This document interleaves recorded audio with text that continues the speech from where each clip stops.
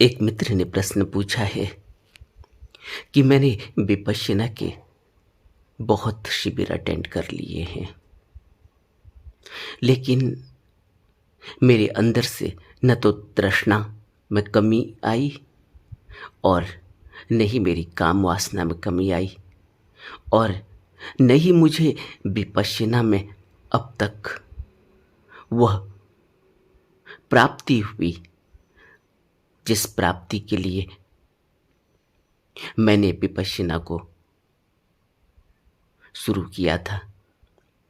और आप बुद्ध का हवाला देते हुए बार बार यह कहते हैं कि बुद्ध ने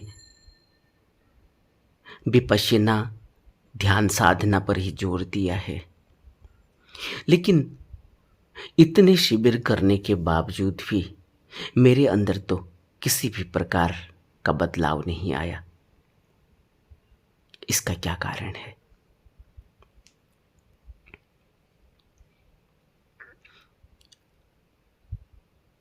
आपके अंदर बदलाव नहीं आया। आप यह देख पा रहे हैं कि मेरे अंदर बदलाव नहीं आया। यह भी तो एक बदलाव ही है। अपनी तरफ देखना शुरुआत है। अपनी तरफ तो आपने तब भी देखा होगा जब आप विपश्यना शिविर में गए होंगे। वहां जाने का उद्देश्य क्या था? अपने से पूछें। बहुत से लोग और सभी लोग करीब करीब उद्देश्य को लेकर ही तो जाते हैं। हम विपश्यना करते हैं, उसके पीछे हमारा एक उद्देश्य होता है। अभी एक मित्र ने प्रश्न पूछा था कि सब इच्छाएं ही तो हैं, निर्वाण प्राप्ति की भी तो इच्छा ही है, और बुद्ध कहते हैं कि तुम अपनी इच्छाओं का त्याग करो। तो फिर इच्छाओं का अगर त्याग हो जाएगा तो फिर निर्वाण तक पहुंचेगा कौन? इच्छा विहीन व्यक्ति कैसे निर्वाण तक पहुंचेगा? शुरुआत तो वहीं से होती है। शुरुआत कैसे होती है? आप सोचो, कोई व्यक्ति विपश्यना शिविर में क्यों जाएगा? विपश्यना शिविर के लिए प्रयास क्यों करेगा? जो भी ध्यान करता है, अगर उससे पूछो कि तुमने ध्यान की शुरुआत क्यों की, तुम्हें ऐसा क्या हुआ, क्या तुम्हारे अंदर तुमको ऐसा लगा कि ध्यान करना चाहिए, तो वो यही कहेगा कि ध्यान से मानसिक शांति मिलती है। हमने ऐसा सुना, हमने ऐसा पढ़ा। मेरे अंदर बहुत बेचैनी थी, बहुत घबराहट थी, मन अशांत था, विचार बहुत ज्यादा उठते थे, शरीर कष्ट में था,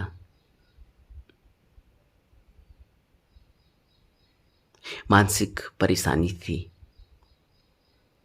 इन सभी से निपटने के लिए ध्यान की तरफ मैं गया हूं।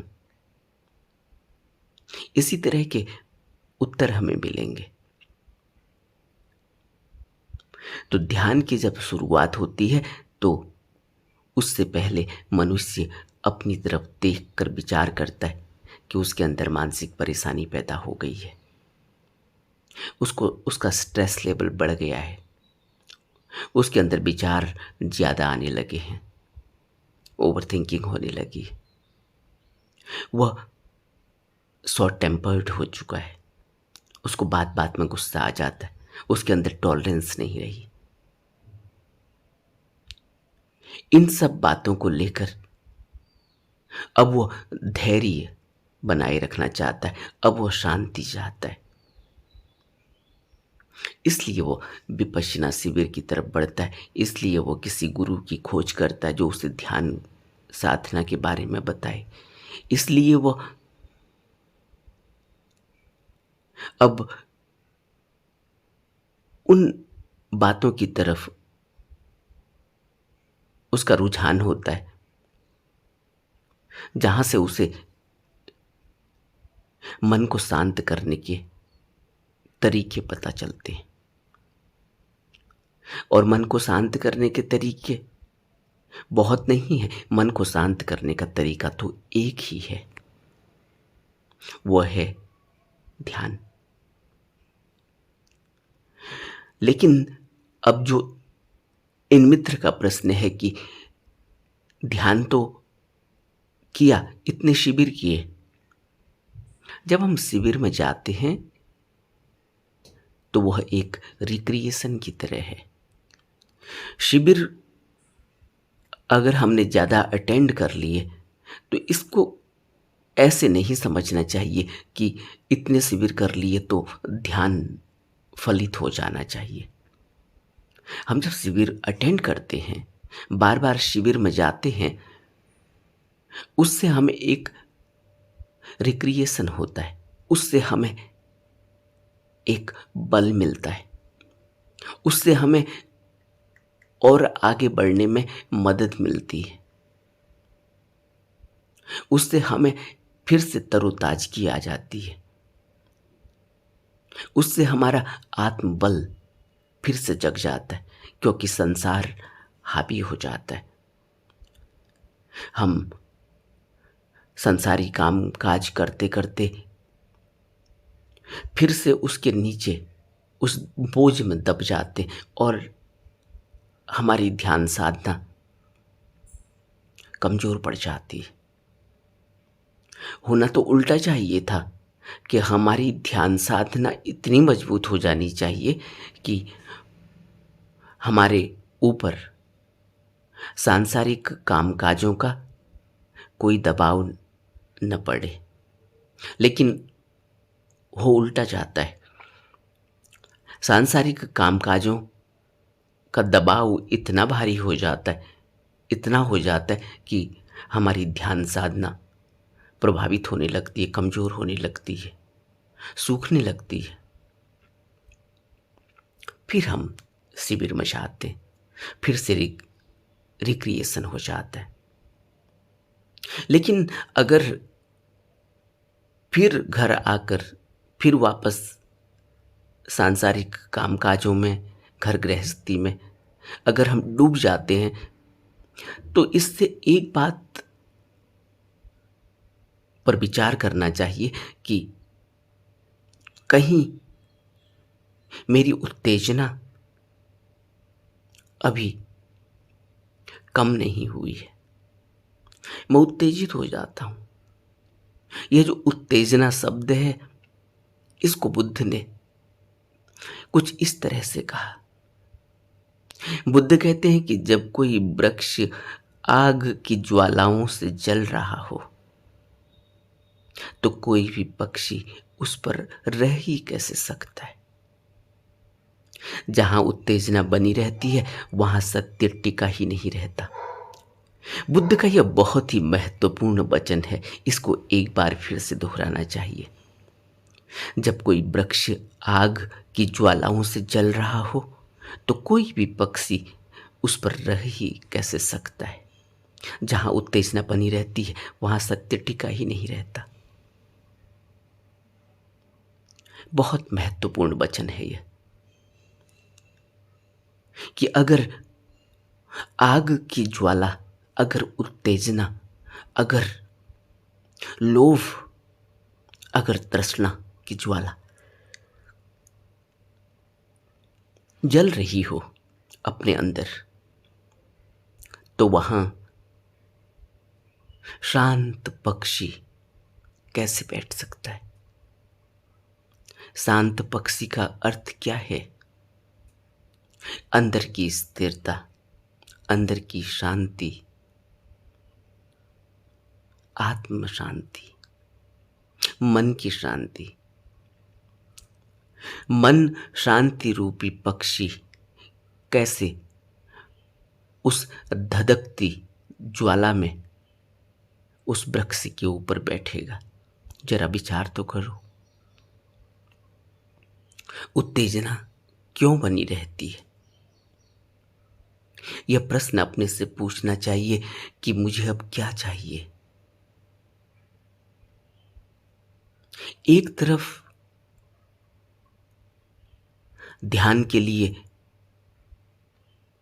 लालायित होना और दूसरी तरफ से उत्तेजनाओं, तृष्णाओं, वासनाओं को जगाते रहना, उनको उत्तेजित करते रहना। यह बिल्कुल ही दो छोर हैं, अलग अलग छोर हैं। और अगर हम इस तरह से अगर अपना जीवन बिताएंगे तो हम कहीं भी नहीं पहुंचेंगे, क्योंकि हम 2 कदम आगे चलते हैं, फिर हम 4 कदम पीछे आ जाते हैं। और हमेशा हम 2 कदम पीछे ही रहते हैं। इसलिए पूरी जिंदगी बीत जाती है और हम न जाने कितने शिविर कर चुके होते हैं, लेकिन हम 2 कदम पीछे ही रहते हैं। अपनी उत्तेजनाओं को देखना चाहिए। उत्तेजना जो शब्द है ये बहुत व्यापक है, बहुत विस्तृत है। उत्तेजना पैदा होती है जब आदमी मैं कहता है, जब उसकी कोई आइडेंटिटी होती है तो उसके अंदर उत्तेजना होती है। अब मैं यह पाकर रहूंगा, अब मुझे यह चाहिए, मैं सफल होकर रहूंगा, मैं कमजोर नहीं हूं। यह जो मैं है, यह एक तरफ आत्मबल पैदा करता है, लेकिन अगर उस पर कोई नियंत्रण न हो तो वह उत्तेजना विध्वंसक हो जाती है। और हम सभी उत्तेजना की वजह से झुलस रहे हैं, उत्तेजना की आग में झुलस रहे हैं हम सब। उत्तेजना, विचार उठा, उस पर मनन नहीं करते, वह उत्तेजित हो जाता है, उसको फ्यूलिंग हो जाती है, उसको ईंधन मिल जाता है। यह ईंधन कौन देता है? यह ईंधन कैसे उस उत्तेजना को मिल जाता है? कैसे वह उत्तेजित हो जाता है, वह विचार कर्म तक पहुंच बैठता है? कैसे? क्योंकि जब हम उसे ईंधन देते हैं तो हमारे अंदर विवेक और प्रज्ञा की कमी होती है।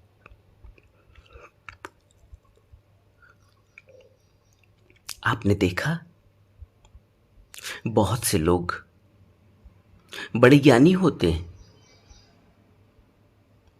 वह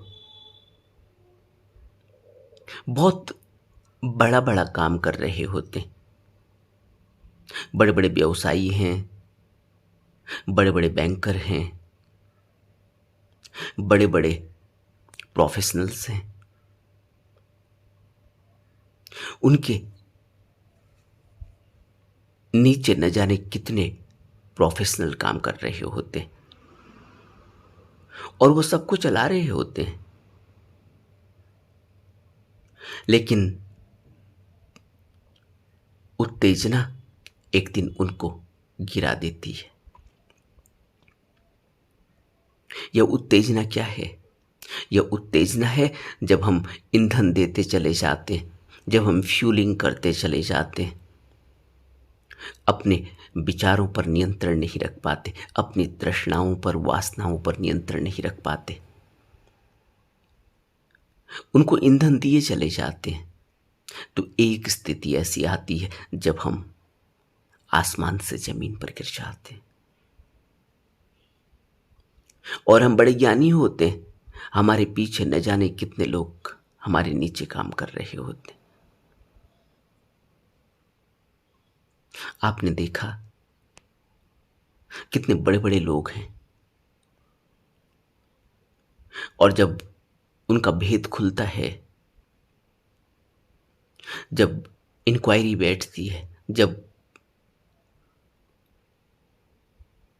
उनको पकड़ा जाता है, जब उनकी तहकीकात होती है,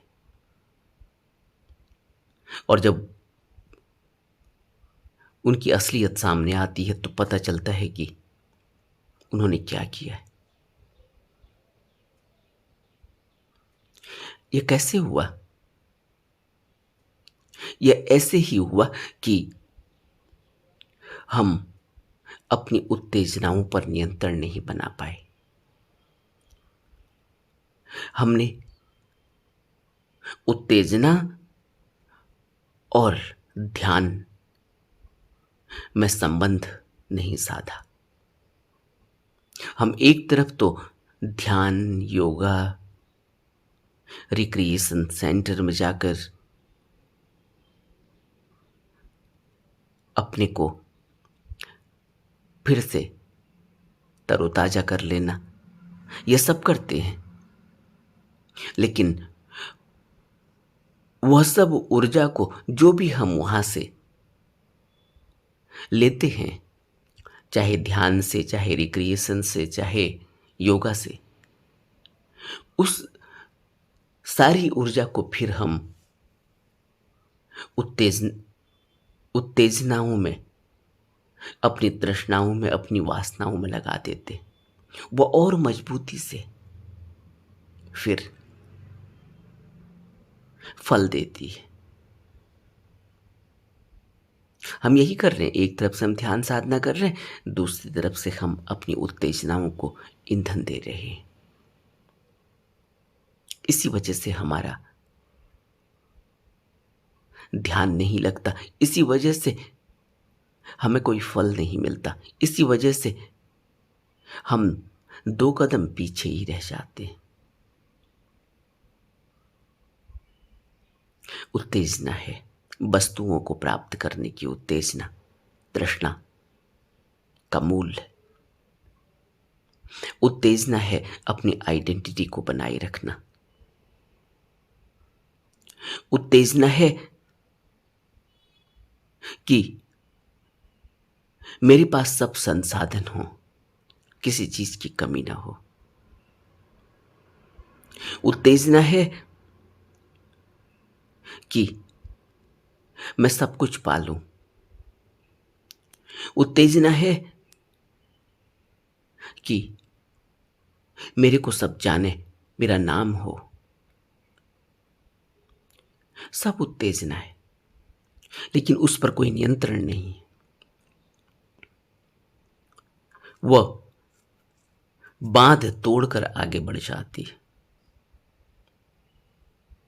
इसलिए बुद्ध कह रहे हैं कि जब उत्तेजनाओं की आग में, ज्वाला में कोई जल रहा हो,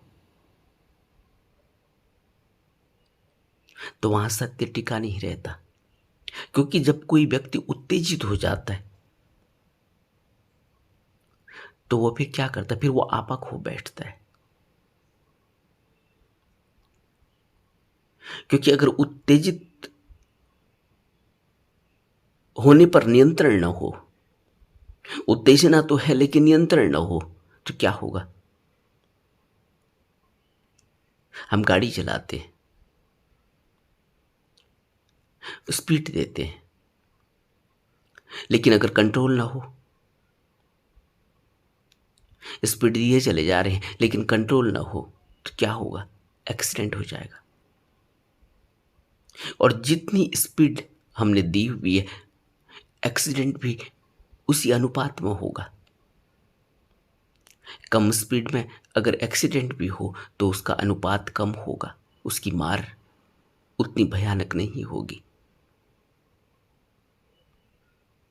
उत्तेजना के साथ नियंत्रण चाहिए, और उत्तेजना उतनी ही होनी चाहिए जितना हम पचा सकें, जिसको हम नियंत्रित कर सकें, जिसको हम अच्छे से फलित कर सकें। और जब मनुष्य के अंदर विवेक जागृत नहीं होता, तो उसकी उत्तेजना के कारण वह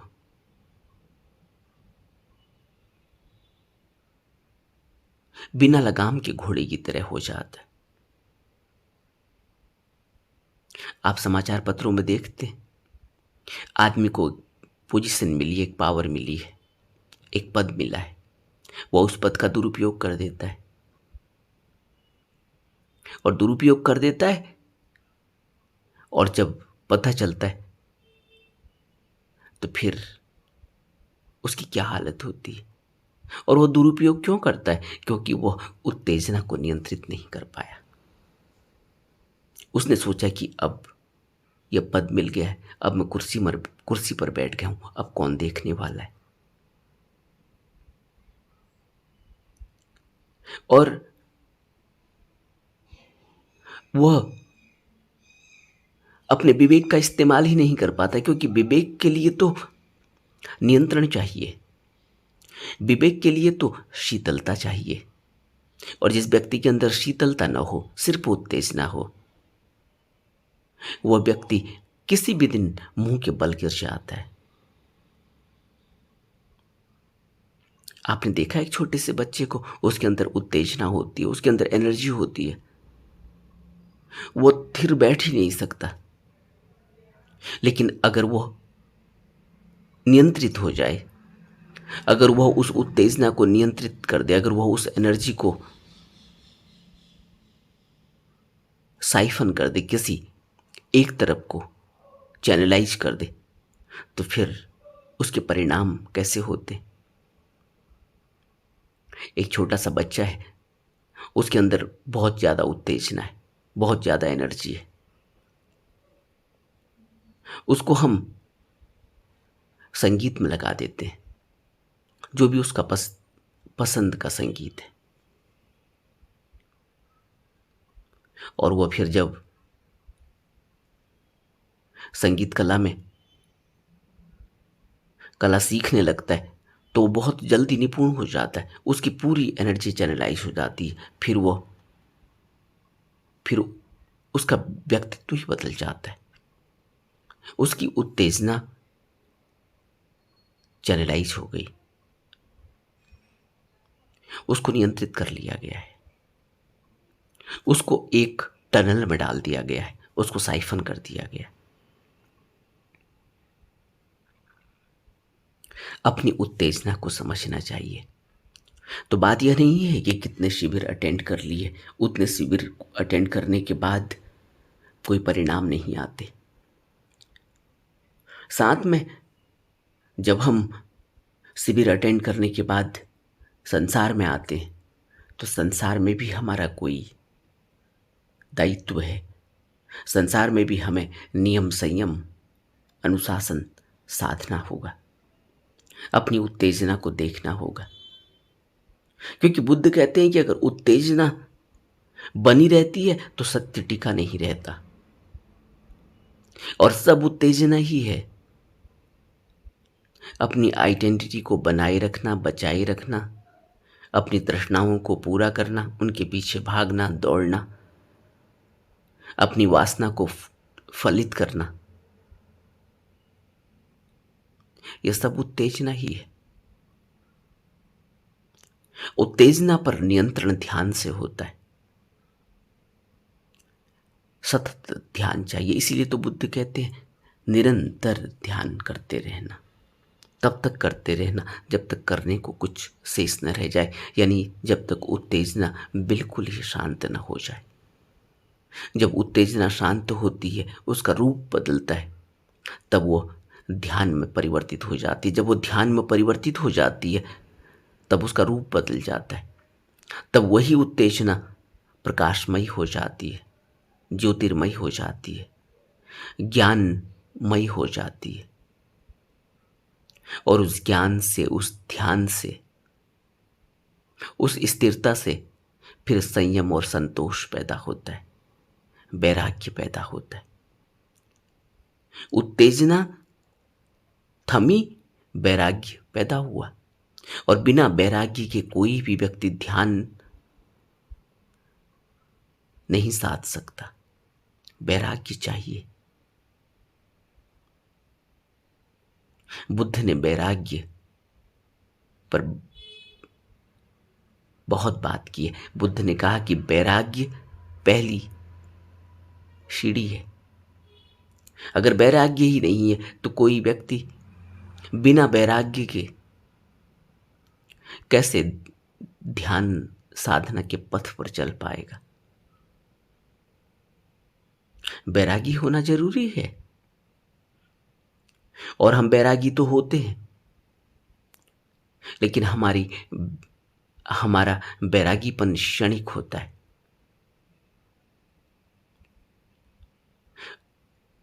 और वह क्षणिक वैराग कब उत्तेजना में बदल जाए और कब मनुष्य फिर अपनी तृष्णाओं को पूरा करने के लिए निकल जाए। इसीलिए तो बहुत से साधु बुद्ध के समय भी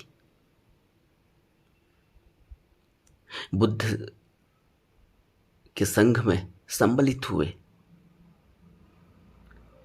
लेकिन कहानी कहती है कि फिर वह पतित हो गए, फिर वह घर गृहस्थी हो गए।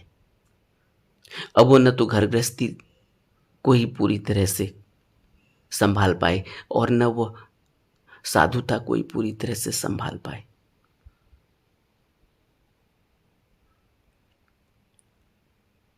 पतित हो जाता है आदमी, पतन हो जाता है उसका। क्योंकि कोई भी व्यक्ति अगर संसार में किसी भी शिखर पर पहुंच भी जाए तो उसका पतन निश्चित है, क्योंकि शिखर पर टिका नहीं जा सकता। शिखर पर तो सिर्फ ध्यान के शिखर पर ही टिका जा सकता है। बुद्ध ने टिक कर दिखाया और संसार के शिखर पर कोई भी आज तक टिका नहीं, सब धराशायी हो गए, क्योंकि मृत्यु आ गई और मृत्यु के बाद फिर यह भवबंधन में फंसना ही पड़ा। लेकिन बुद्ध की भी मृत्यु आती सी दिखी है हमें, लेकिन बुद्ध नीचे नहीं आए, बुद्ध शिखर पर ही रहे। यही फर्क है एक संसारी की मृत्यु में और एक ध्यान फलित व्यक्ति में। और अगर हमारा ध्यान आधा अधूरा, और अगर हम ध्यान को यह समझ रहे हैं कि हम उसको समय में बांध रहे हैं, अगर हम ध्यान को घंटों में तोल रहे हैं, अगर हम ध्यान को शिविर में काउंट कर रहे हैं, तो फिर हम कितनी दूर तक पहुंच पाएंगे। आप 30 मिनट ध्यान पर बैठे, अब आप 30 मिनट गिन रहे हैं कि 30 मिनट मैंने ध्यान पर बैठा हूं, इसका फल क्या मिलेगा। यह संसारी दृष्टि है, यह संसारी मन है, यह कैलकुलेटिव माइंड है। यह माइंड क्या करता है, आपने देखा ना, बहुत से लोग कहते हैं अब नौकरी लग गई है तो मीटर चालू हो गया। अब आप 8 घंटे जाते हो, उस 8 घंटे के आपको 50,000, 75,000, 1,00,000, 2,00,000, 5,00,000 जो भी रुपए मिलते हो, अब आप काउंट करते हो हर घंटे कि आप ऑफिस की तरफ चल पड़े हो तो आप मीटर चालू हो गया। और यही कैलकुलेटिव माइंड जब ध्यान करता है तो वो यहां भी यही देखता है, ध्यान में इतनी देर बैठ गए, अब क्या फल मिलेगा। ध्यान में बैठने से हम फल की इच्छा अगर कर रहे हो तो फिर हम बहुत दूर तक नहीं पहुंच पाएंगे। समस्त उत्तेजनाओं को, समस्त इच्छाओं को हमें दरकिनार कर देना होता है। जब हम ध्यान में बैठते हैं तो अपने ओरिजिनल फेस को देखते हैं, उसको देखने के लिए ध्यान में बैठते हैं।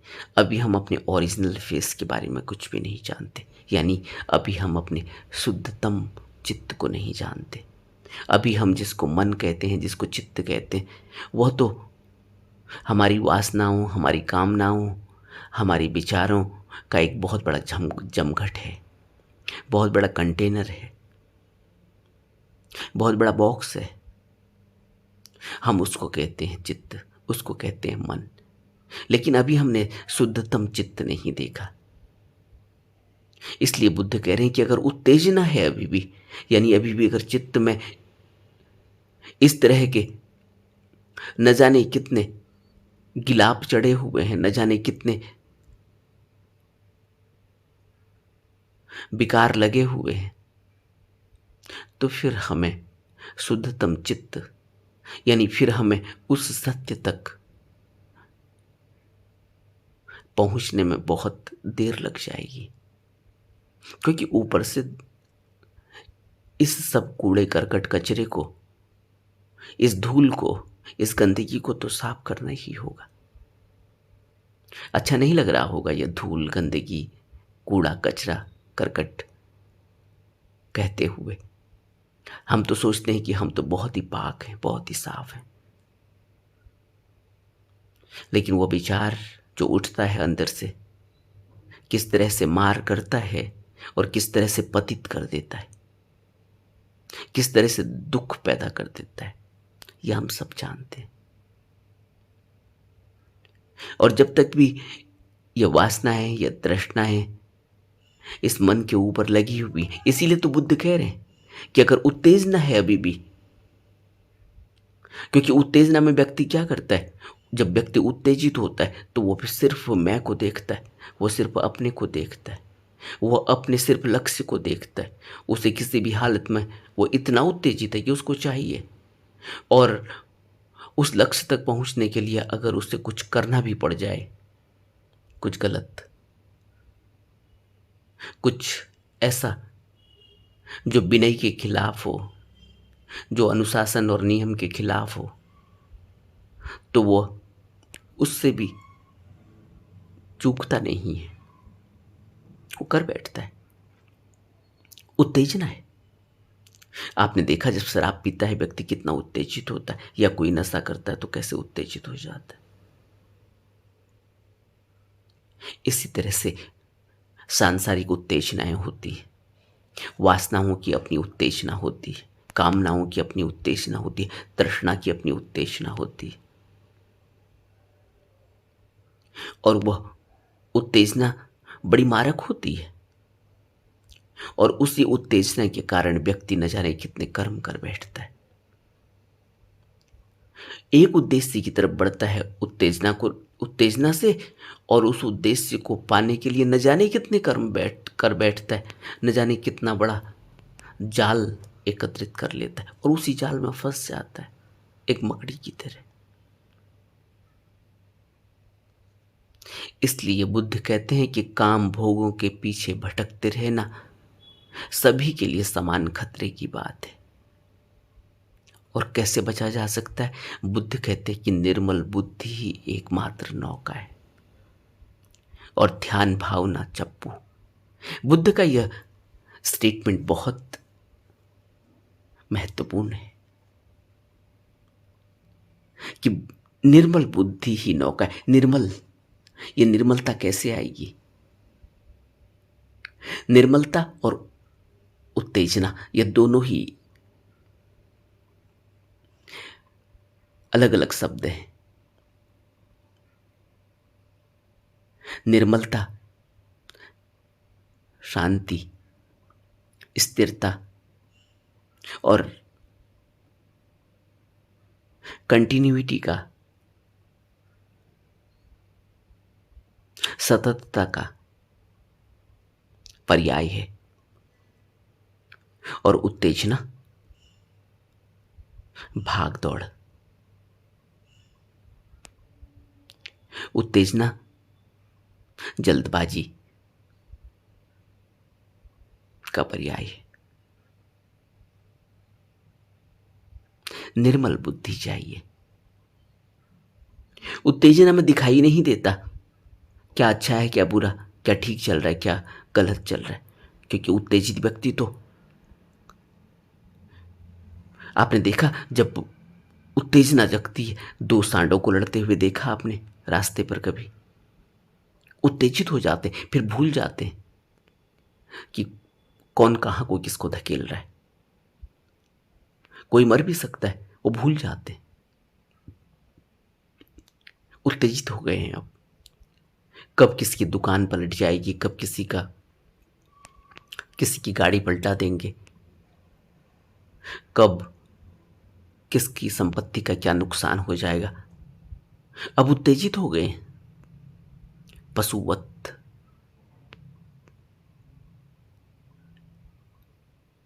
इसी को हम पशुवत कहते हैं। इसी तरह से मनुष्य उत्तेजित हो जाता है, भूल जाता है। जैसे मैंने कहा, पद पर बैठा हुआ हो, अब उत्तेजना है, कहीं से पैसा आ रहा हो, कमाया जा सकता हो अभी, और तुरंत वो उत्तेजना बढ़ जाती है उसकी। कमाल हो, कौन देख रहा है, फिर मौका मिले न मिले। और हम रोज समाचार पत्रों में पढ़ते हैं। और जिस समय उसके अंदर उत्तेजना इतनी प्रबल नहीं थी, जब वो पद पर बैठा ही था, विराजमान हुआ था, तब उसने कुछ प्रतिज्ञा ली थी, कोई कमिटमेंट था, कोई ओथ ली थी कि मैं अपने उत्तरदायित्वों का निर्वाह सत्य के पथ पर रहकर करूंगा, निष्ठा के साथ करूंगा। लेकिन बुद्धि निर्मल नहीं है। अंदर उत्तेजनाओं का पहाड़ है, अंदर कामनाएं हैं, तृष्णाएं हैं, वासनाएं हैं, लोभ है। तो फिर उत्तेजना हावी हो जाएगी। इसलिए उत्तेजना और निर्मल बुद्धि बिल्कुल ही अलग छोर है। इसलिए बुद्ध कहते कि निर्मल बुद्धि एक नौका है, एक नाव है। उस नाव में वही बैठ सकता है जिसकी बुद्धि निर्मल होगी। वह नाव तभी चलेगी जब निर्मल बुद्धि होगी। वह निर्मल होना ही ईंधन है। शांति और स्थिरता ही ईंधन है। जो उस नौका में बैठ गया और जिसके पास शांति का ईंधन है, निर्मलता का ईंधन है, जिसके अंदर विकार छट गए हैं, तब वो नाव चलने लगेगी। क्योंकि ध्यान चप्पू है। ध्यान ठहरने लगेगा और वह नाव चलने लगेगी। और वह नाव हमें निर्वाण तक ले जाती है, शाश्वत सत्य तक ले जाती है, शून्य तक ले जाती है, मुक्ति तक ले जाती है। तो बात ऐसी नहीं है कि आपने कितने शिविर किए, बात ऐसी नहीं है कि आप कितने घंटे अपने घर में ध्यान करते। बात उससे भी बड़ी है कि उसके बाद हम क्या करते हैं। अपने ध्यान के साथ साथ बाकी के बचे हुए 22 घंटे, अगर हम 2 घंटा ध्यान करते हैं तो बाकी के बचे 22 घंटे में हम क्या करते हैं, यह बहुत महत्वपूर्ण है। क्योंकि इसी से यही 22 घंटे कल फिर भारी पड़ेंगे। इन 22 घंटों में जो कुछ भी किया गया है, कल वही आगे आ जाएगा। और ये 2 घंटे तो पता ही नहीं चलेंगे कहाँ डाइल्यूट हो गए। और होना उल्टा चाहिए। 2 घंटे का ध्यान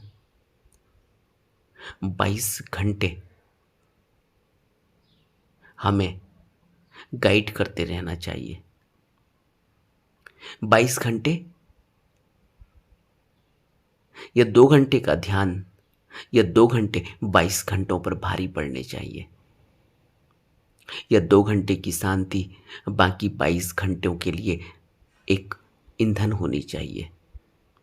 लेकिन होता उल्टा है, 22 घंटे की उत्तेजना इन 2 घंटों की शांति पर भारी पड़ जाती है और हम 2 कदम पीछे ही रह जाते हैं और अंत में हमारे पास कुछ भी नहीं होता। इसलिए बुद्ध कहते हैं कि प्रवर्जित होने से कुछ नहीं होगा। अगर हमने नियम, अनुशासन, संयम का पालन नहीं किया तो प्रवर्जित व्यक्ति पतित हो जाता है। और जो व्यक्ति प्रवर्जित नहीं है लेकिन अगर वह नियम संयम का पालन कर रहा है तो वह व्यक्ति बेहतर है, वह उच्चतम स्थिति में जा सकता है। लेकिन प्रवर्जित व्यक्ति पतित हो जाता है अगर वो अनुशासन, नियम, संयम में न रहे तो। क्यों? क्योंकि प्रवज्या की जो ऊर्जा उसको मिली है वह उस ऊर्जा को उत्तेजना में बदल देता है, सांसारिक उत्तेजना में, और फिर संसार के पीछे दौड़ता है। और अब इतना पतित हो जाता है कि प्रवर्जित होने से तो कुछ भी नहीं मिला और संसार में भी कुछ भी नहीं मिलता। अंत में हाथ में राख ही लग जाती है और कुछ नहीं मिलता। इसलिए हमें विचार करना चाहिए। नमो बुद्धाय।